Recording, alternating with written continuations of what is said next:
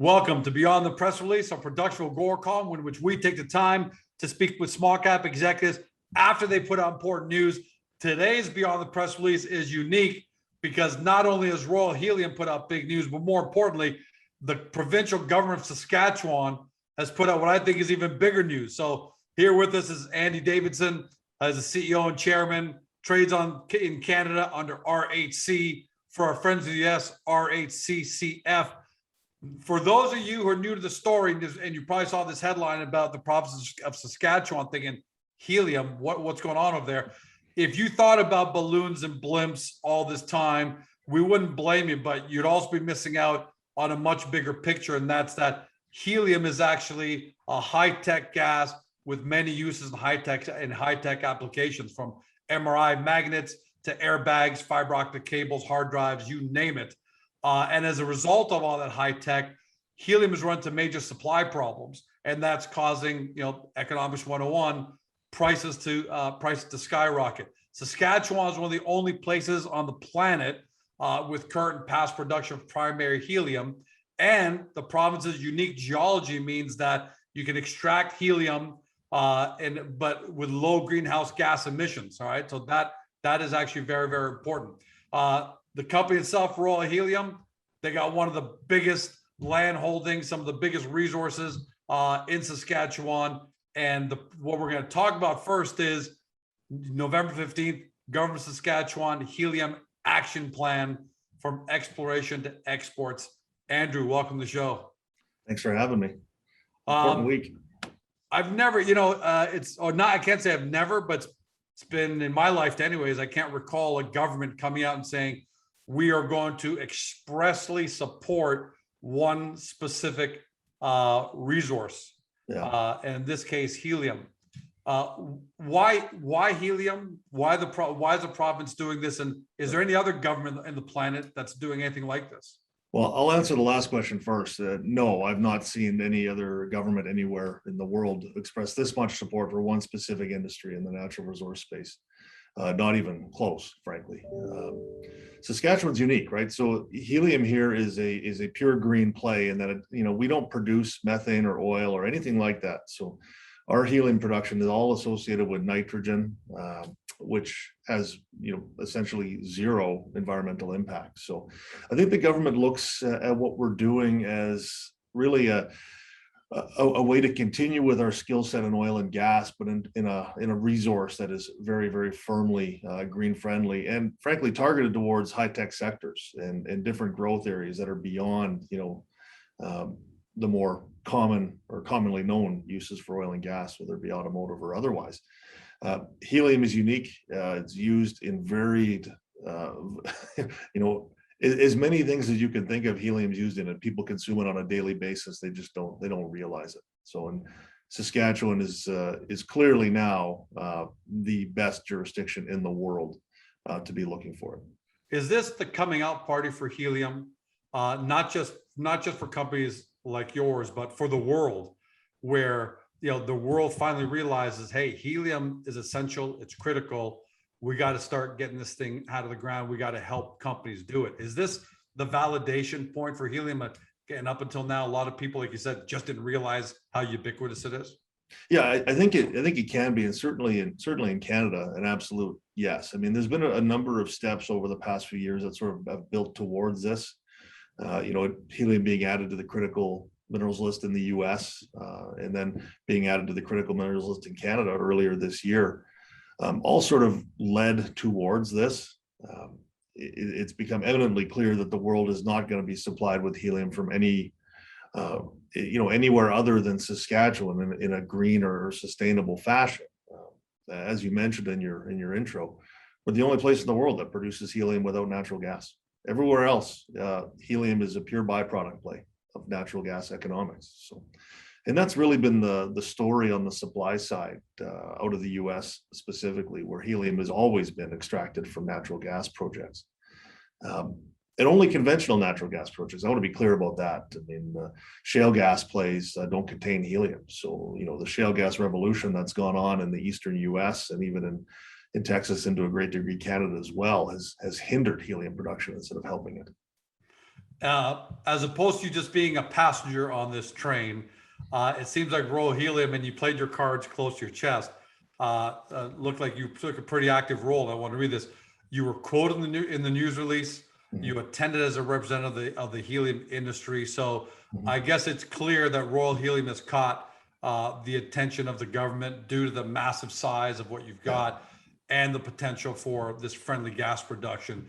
So before I ask you what kind of validation was this for helium, what kind of validation is your involvement for Royal Helium? Yeah, I mean, it was big for us. We knew that a program like this was in the works. We were a part of the group that were consulting on it, but in Sure. terms of timing, we didn't know until about a week and a half ago that it was finalized. It is a big pat on the back for Royal Helium. We're clearly recognized as one of the leaders in helium exploration and eventual production here in Saskatchewan, if not, in North America. We're the most active explorer in a public company anyway. There are a couple of privates that have grown faster than we have, but we're very much real players, and the government has recognized it. I mean, we've worked with them extensively over the last 2.5 years to sort of cement our take on how this industry can be built and should be built.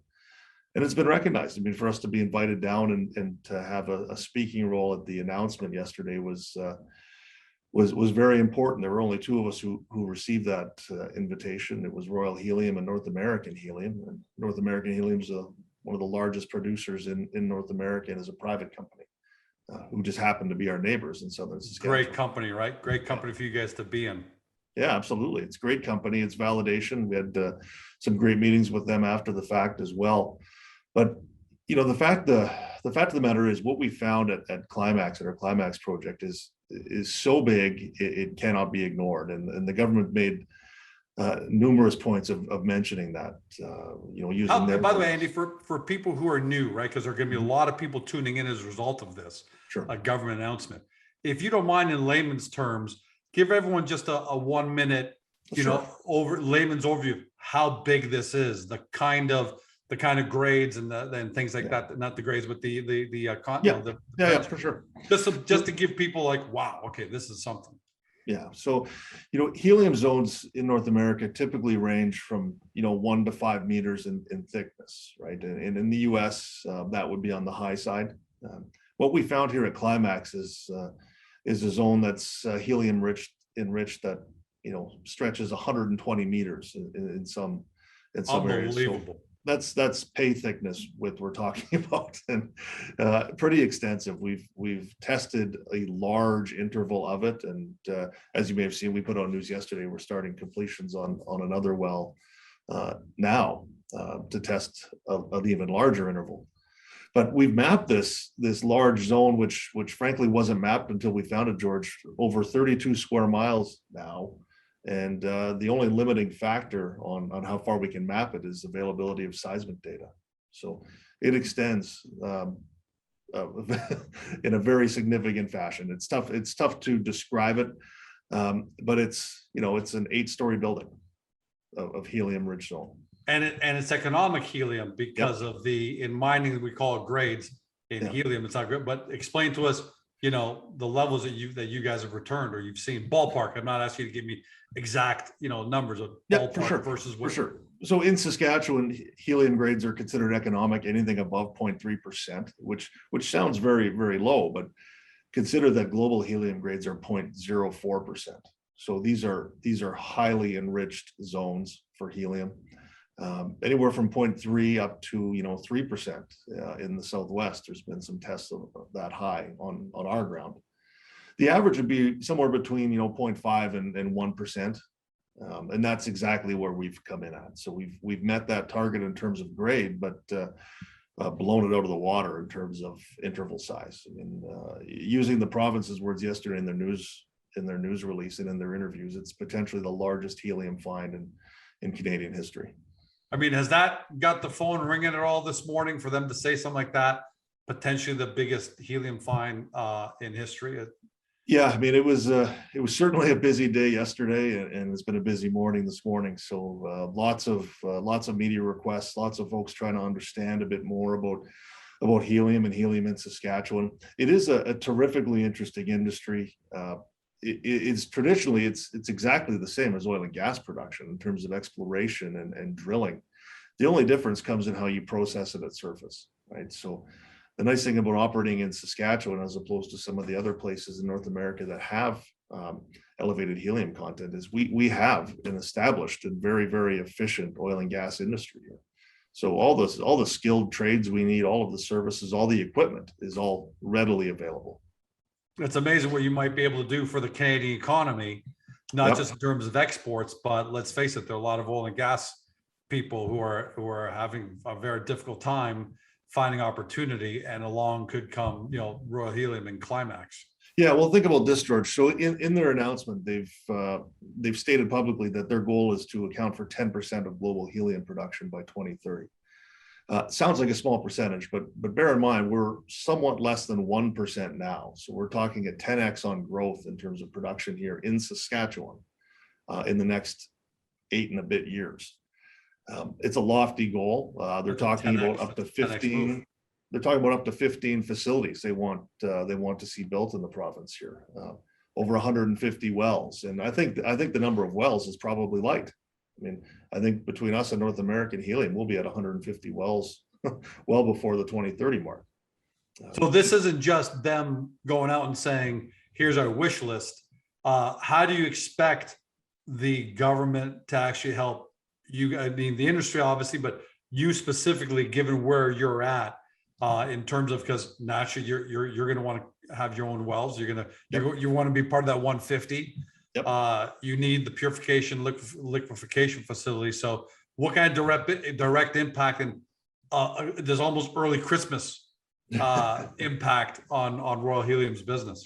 Yeah, I mean, certainly the biggest impact is on facilities construction, where they've got essentially a matching grant program where you spend X millions of dollars. Once your plant's commissioned, they give you a percentage of that back as hard cash. So that's certainly the largest portion of the program. But what I really like about it is it comes all the way back to the exploration stage, and they provide incentives for exploration companies, including us and any new entrants into the market. And we welcome them all. The helium space has got lots of room for players, but and how they're doing that is with transferable royalty credits. So as we expend money, we get a royalty credit based on the amount we expend, and we can sell those to existing oil and gas companies that they're looking to avoid royalties. They're looking to reduce their royalty burden. So those have real cash value, and that comes back to explorers at a very early stage. And as we all know, in the junior exploration space, cash for exploration is of preeminent importance. In any amount that can come back through the support of government is more than welcome. How soon, any of these initiatives, the royalty tax credit, how soon do you think you can start taking advantage of some of these? Because you're right on the cusp right now, and we're going to talk about that in a second. You're drilling. We want to get a drilling update from 2 of your biggest projects, and the big question, when production is going to start, but it's not that far away unless something's changed. So how soon until you think this provincial program has an actual impact on Royal Helium? Oh, it's now.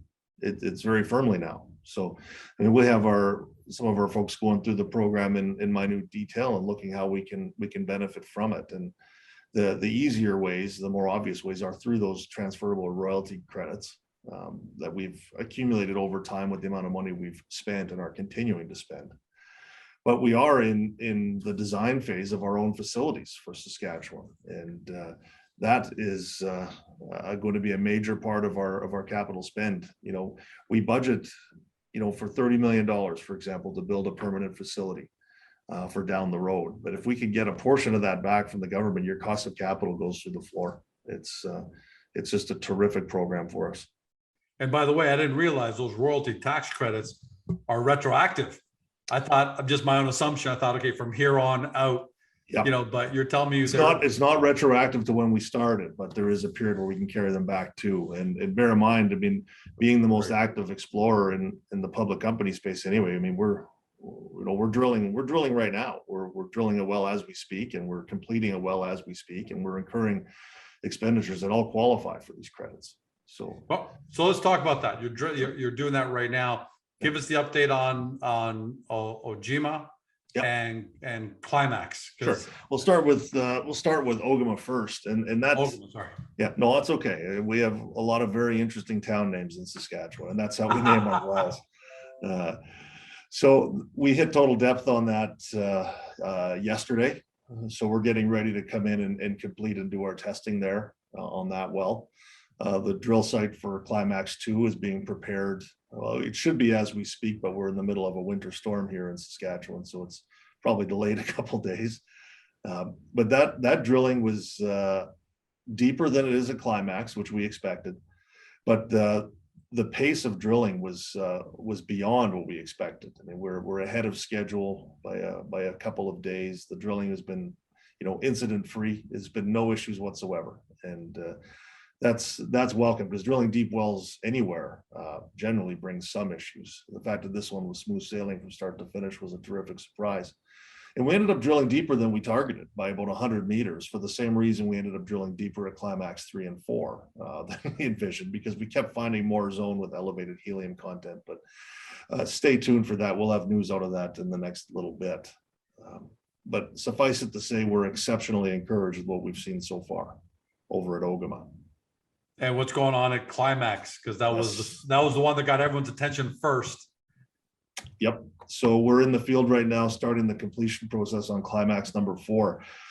As some of the viewers may remember, we drilled that well back in August and recovered 55 meters of core from the Nazare formation that we discovered. And we've had that in the lab for 2 months, studying the rock, how best to complete it, what fluids to use, what's reactive, what isn't reactive. And we built a pretty comprehensive plan for how we're going to open up that enormous zone. And so that's what's happening now. The rig's moved in. We'll be doing the initial stage of the completion in the next few days. And then there's about a 7-day testing period after that, followed by a final completion period after that, which is really meant to be the work that opens up the entire zone and starts flowing high levels of gas back to surface. And we were pretty clear that we intend to flow gas to surface by the end of the year, and we're still on track to do that. Okay, I was going to ask you that. That's awesome. No, but I think it's safer to say that full commercialization of Climax 4, 3, 2, and 1 is more likely to happen early in the new year at this point. But still very close. We're talking 3-4 months from production out of as many as 4 wells. And I'd be remiss if I didn't mention that we've now licensed 2 additional production wells at Climax. And for everyone, again, because there are a lot of people, these wells, by the way, waiting till early 2022. I don't think anyone's got a problem with that. If you're a real investor, you're happy. And even if you're actually going to be producing even something before the end of the year, just to say we did it, I think is going to be a great milestone. Yep. But the economics of these wells are pretty incredible. You've said it before, and we play it as a mini clip. We keep repeating those as mini clips, but why don't you take us through the economics of a well again? Because when you told me the first time, I was amazed. Yeah, it's a bit hard to believe. And in fact, when we were initially marketing this story back in 2019, people didn't believe us, and that's fine. We're proving it now. It costs about $1.5 million to drill these wells. They pay back in 6 months, and then they last for about 10 to 12 years. So they spent out roughly $3 million per year in revenue per well per year for the first 5-6 years. Then it starts to come down a bit after year 6 or year 5. But and to be clear, that's using our modeled helium price, which we've set at $250 Canadian. The pricing that we're being quoted in the market is at that level or higher, but it uses US dollars instead of Canadian. So there's a fairly big pricing delta built into our model as it is, but we're not changing it. We're keeping it at 250 Canadian, and because the economics at a 6-month payback are hard enough to believe. You don't need to boost that anymore. 6 months is already. I don't know if anything. We're not arm waving about it either. I mean, we're pleased with how we've modeled it. We look forward to the results with actual contracted price. And what we've got to do on the next one, Andrew, would be great we've talked about this in the past, but now is that you're getting really close, and now the government of Saskatchewan has really validated the industry, the importance of helium, and including Royal Helium and Climax as part of the press release, to as a pinpoint. I think what we need to do next is visualize it, bring up the company's PowerPoint deck, and let everybody, really visualize what's going on there. But is there anything, it behooves me to ask, devil's advocate, is there, other than what everybody's risk is, right? It almost seems too easy. Like you said, 2 years ago when you're showing this to people, they didn't believe the paybacks. Is there anything we need to know about where you're saying, hey, but this could be the boogeyman here, Sure. I mean, well, I'll start by saying that, exploration for helium is difficult. It's not easy. I mean, it takes a lot of upfront work to find areas that may be prospective, and then to do all the upfront work to do it. We did all that, and so have all the other players, and it's working out with a great degree of success. Supply chain issues can be a challenge in terms of getting the equipment you need to process gas. We don't see that as a problem for us right now, based on what we have and who we've been dealing with. So I mean, and there's no project in the world that's big enough to reset the pricing matrix. So there's no significant risk of material downside on price. Yes, it fluctuates. It's under long-term contract. The longer you move it out, the more risky your pricing is, because who knows where it's going to be in 10 years if that's what your offtake partner wants to contract for. Do you see you guys entering soon into potential like LOIs? Yeah, we've had very advanced discussions, George, with offtake partners. We have a sample contract in hand. We know what they look like. We know what the pricing is. We haven't signed it yet. We're waiting to find out how much gas we're going to flow out of these wells before we lock it up. And I think that's the prudent way to go. And if it costs us an extra month because of that, I'm fine with it, because if we lock up at a price, let's say we lock up at 250 Canadian, and but the level of gas that we can flow warrants a higher price given the purity or the quality or just frankly the amount of flow, we would have been foolish to enter that early. So we're waiting until we know with certainty how much we're going to pull out of these wells. And I don't think we'll know that in 3-4 weeks. And I don't think there's anybody out there that's going to second guess you and your team. I mean, you're the tip of the spear, because the fact of the matter is you guys started talking about helium 3 years ago. Yeah. When people were talking cannabis and other things, and people were saying, what's helium? Why are we even talking about this? And you guys had the foresight and the patience to bring it to this, which really is incredible. Andrew, I got to tell you, it's really, really unbelievable. So for anybody, there's going to be a person in the world that's going to doubt your playbook. You run the playbook the way you think it should be run, then we'll have you back on here talk about that. That's great. I mean, we're pretty proud of how we've done it, and yes, I mean we're not as flashy as some of the other players, but we've got our playbook that we've developed over years, and we're following it. We're not going to deviate from it. We're not going to arm wave about how good what we have is. Aside from this, I'll say this. The government's excited about what we found at Climax. Just wait until they see what we do over in the southeast, because that's a part of the province that does not have any helium exploration or wells online. We're the only players over there, and that's where Ogame is, in the southeast. So once we push that helium fairway over to the southeast, it's a whole new world.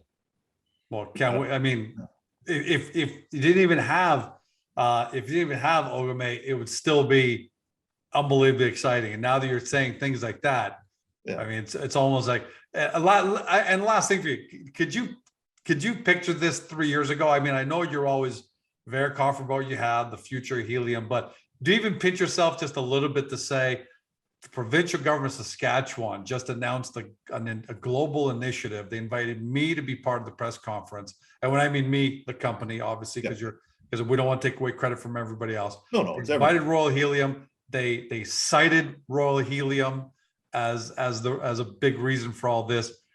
Even as a CEO a year ago, could you have foreseen something like this? I'll say this: I was confident in the quality of our projects. I did not think that this level of support was something we should be expecting. And You know, and it's good not just for us, George. I mean, there's a lot of helium enriched ground in Saskatchewan. We own a lot of it, but there's still a lot available. And there are new players coming to market, and this will benefit them as much or more than it benefits us, as it should. Because their success everyone should benefits us. benefit. Why not, right? Yeah, absolutely. I mean, additional exploration does nothing but help us. So if by fluke you see a company called Agora Helium out there, got nothing to do with me. Okay. It's just we're gonna have some issues, George, if I see that. But Andy, great to see you smiling, great to see you laughing. Congratulations to the entire Royal Helium team, man. I mean, this is fantastic. It's in my 24 and a half years of doing this.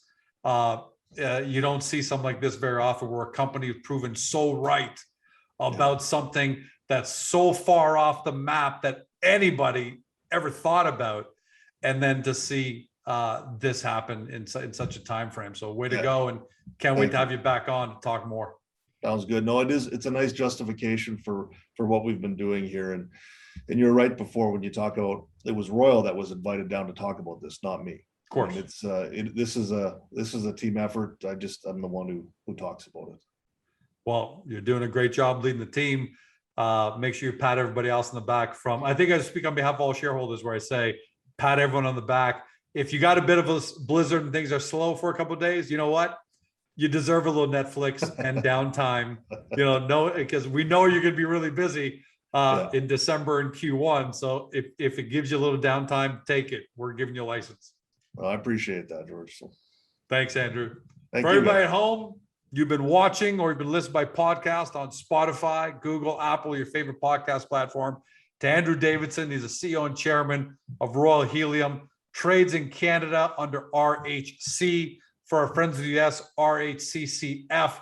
For those new to the story and blown away by the fact that helium is not only something that's economical, but critical, and having provinces throw their weight behind it, then you guys start your due diligence on Royal Helium. Two ways to do that. First, get to the company's profile page in Agoracom, because there are a lot of moving parts of the company. So we give you a good 1,000-foot overview there. Go through it. That's your stage one. And then do your deep dive due diligence. Go over to the company's website. You can see it right above Andy, royalheliumltd.com, and hopefully discover your next great small cap company. Thanks for joining us. Have a great day. See you next time. Hey guys, the video's over, but don't forget to help your company by liking it and even leaving a comment below. And then don't forget to help yourself by subscribing to our YouTube channel so you never miss another great Agoracom small cap video.